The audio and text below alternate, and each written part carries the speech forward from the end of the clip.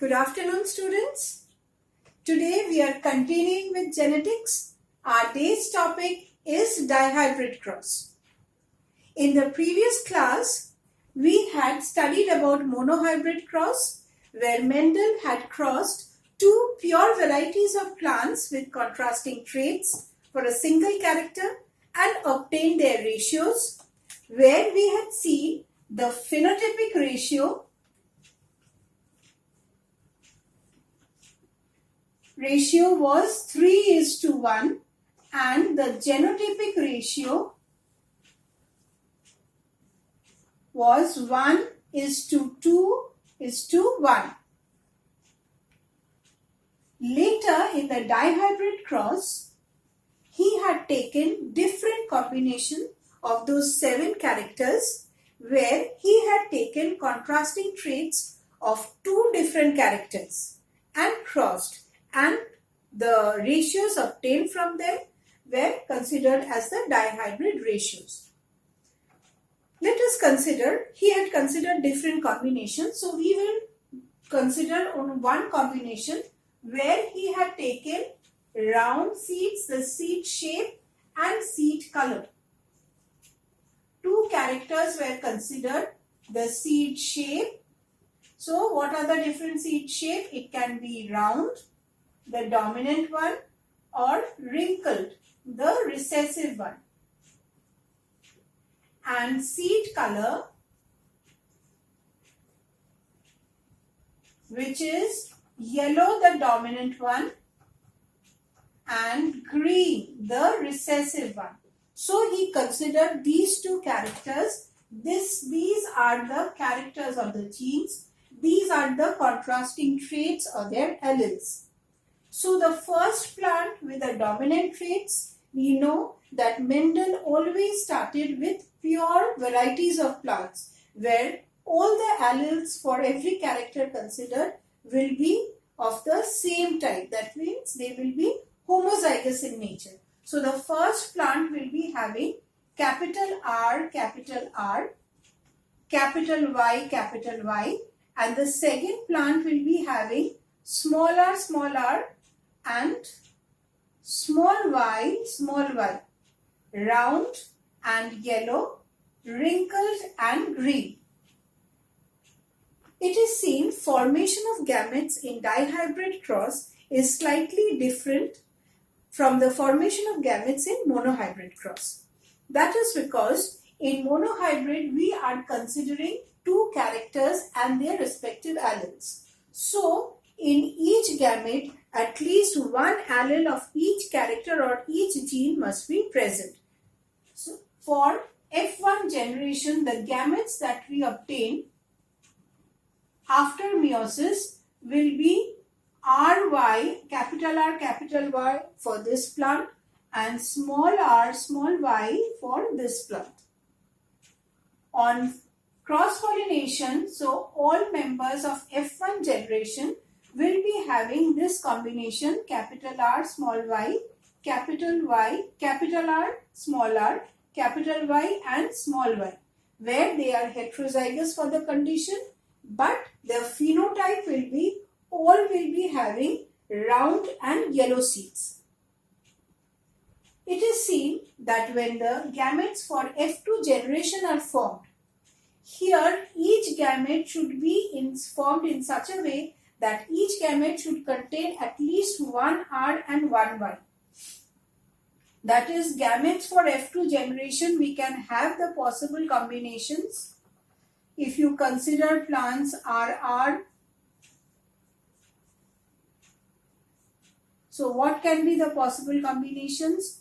Capital R can combine with capital Y, capital R can combine with small y, small r can combine with capital Y, small r can combine with small y. So these are the possible combination of gametes that we are getting for F2 generation.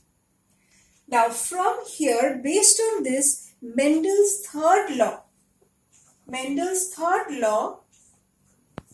law of independent assortment is explained.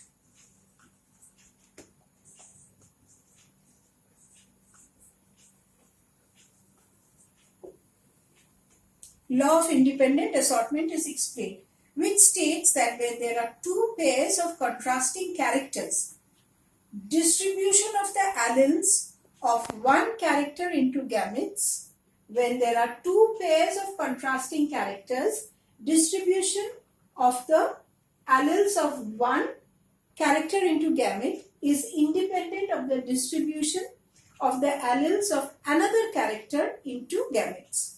So once again, law of independent assortment states that when there are two pairs of contrasting characters, distribution of alleles of one character into gamete is independent of the distribution of alleles of another character into gametes. So see the possible, so many possible, it is not dependent on how the gametes of one character, gametes are formed, how the alleles are arranged in one gamete, it is independent of how they are distributed in the other gamete. If you consider now the F2 generation, so now we will represent the F2 generation of the dihybrid cross with the help of a Punnett square, where we will be writing these possible combination of the gametes. So we are getting capital R, capital Y, capital R, small y, small r, capital Y,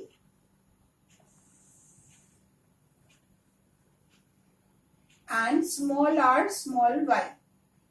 Same thing we will get here, capital R, capital Y,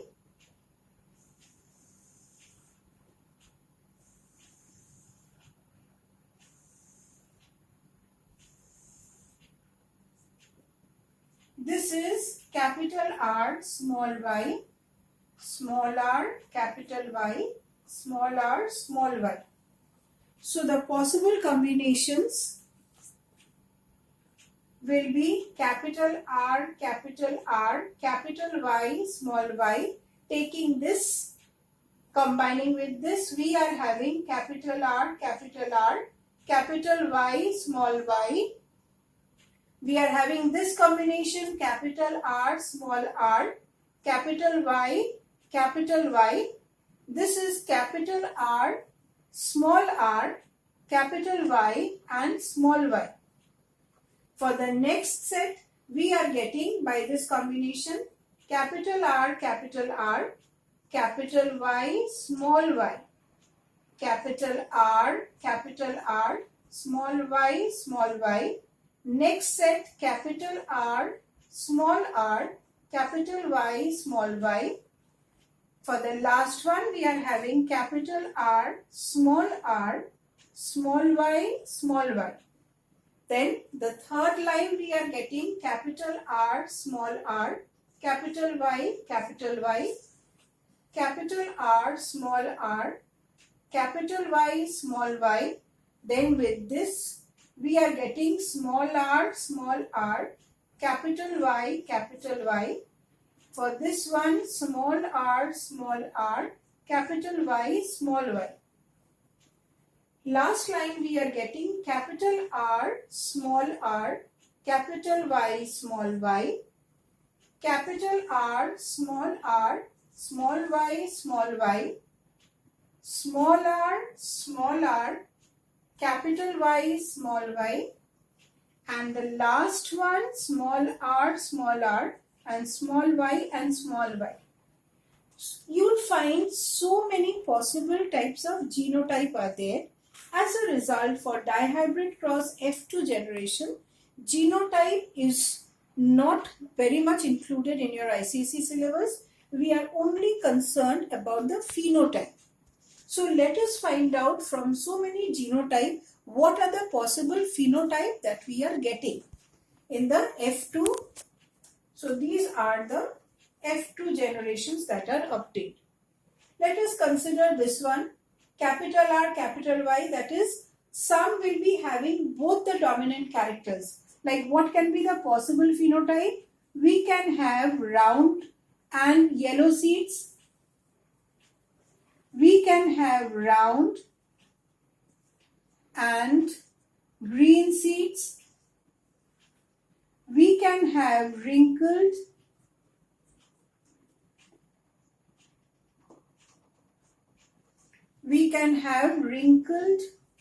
yellow seeds, and we can have wrinkled and green seeds, that is both the recessive one. This is both are dominant, here both are recessive. Let's find out how many are round and yellow. Both are dominant. This is round and yellow 1, this is round and yellow 2, round and yellow 3, round and yellow 4, this will be round and yellow 5, this is not round and yellow, we move to this one, this is capital R and capital Y, round and yellow 6, this is round and yellow 7, this is round and yellow 8, and this is round and yellow 9. So, round and yellow plants we are having 9. How many are having round and green? Round and green we are having, see this is round, small I represents green. Round and green, say it is 1. Round and green 2. Round and green 3. So how many we are having round and green? 1, 2 and 3. Next we have the other combination, wrinkled seeds but yellow and wrinkled seeds. So this is yellow and wrinkled seeds. This is yellow and wrinkled seeds. Even this one has yellow and wrinkled, this is wrinkled and yellow seeds. Okay. So wrinkled and yellow also we are having 3, and we are left with only one where both are recessive, that it is wrinkled and green, so we are having 1. So these are the possible phenotype in the F2 generation of dihybrid cross. So from which we can obtain the phenotypic ratio, which is 9:3:3:1. So we have seen that is how the dihybrid cross and the dihybrid ratio is obtained. What is the importance of applying this Mendel's theory of inheritance? You'll find scientists, the breeders, they can get an idea about the new combination in the progeny of hybrids, from which prediction of the frequency at which a particular combination can be observed will be there. So this prediction of the frequency of occurrence can be predicted. Second, the plant and the animal breeders, they can get better breeds of plant according to their desire, according to what they want. As a result, it is seen that new plants, new varieties of plants with desired variety, with desired characters, it can be with improved characters, it can be with a particular desired characters, they can be obtained. So this is the application. This is where application of Mendel's theory of inheritance can be there. He had derived 3 laws, law of dominance, law of segregation of gametes, and based on the dihybrid cross, the third law, that is law of independent assortment. And new varieties of plants, the frequency at which they will be found or to produce desired variety will be summing up significance or application of Mendel's theory of inheritance. You can practice this with any other combination. You can take tall plants having axial flowers. This can be crossed with dwarf plants having terminal flowers. So here T represents the tall plant, which is a dominant trait. In the same plant, they are axial in nature. So both these dominant characters, they are observed, and it is crossed with another pure variety where it is a dwarf plant with terminal flowers. Once again, pure varieties of plants are taken when Mendel started any cross, whether it was for the monohybrid ratio or for the dihybrid ratio, to obtain the ratios. So this one you can also try it at home, students. You will find this will be the possible combinations for. So when you take this combination, what can be the possible phenotype? maximum we will take both the dominant combinations, that is tall plants with axial flowers. It should be 9 in number. Tall plants with terminal flowers should be 3. Dwarf plants with axial flowers should be 3. And dwarf plants with terminal flowers should be 1. So their phenotypic ratio should also be 9:3:3:1. So you can test this whether your cross is correct by finding out if this ratio is there, if finally you are obtaining this ratio. So we have come to the end of the chapter. Hope you have enjoyed learning something different other than plants and animals. Just follow the rules without memorizing. Understand, learn and practice. I hope that it leads to higher marks in your forthcoming ICSE exam. Thank you, students. Stay safe and stay well.